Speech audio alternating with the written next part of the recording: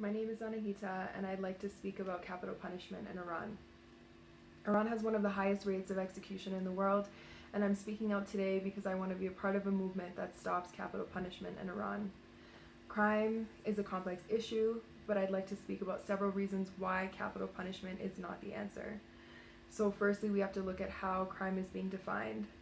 In Iran, crime is defined under the Sharia law, which means that people are being convicted of quote-unquote crimes such as adultery, homosexuality, and speaking out against the Islamic regime.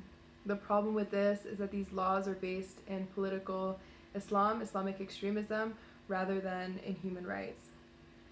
Secondly, we have to look at who's committing violent crimes and why. We know that people who commit violent crimes are severely mentally unwell or often very mentally unwell, and they may have illnesses such as antisocial personality disorder. So these are folks who lack the ability to feel remorse or guilt for the crimes that they've committed.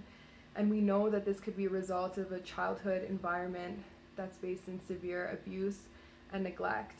So rather than focusing a system on punishment, let's ensure that we have the supports, the social, economic, and political supports to prevent these crimes from happening in the first place.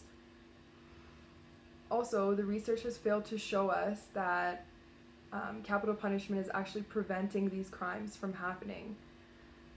And lastly, a government that endorses capital punishment is one that's fueling a culture of anger, revenge, and violence. And these are not the characteristics we want in a culture and a community that's trying to prevent crimes from happening. So for these reasons, I'd like to say that I do not support capital punishment in Iran and around the world.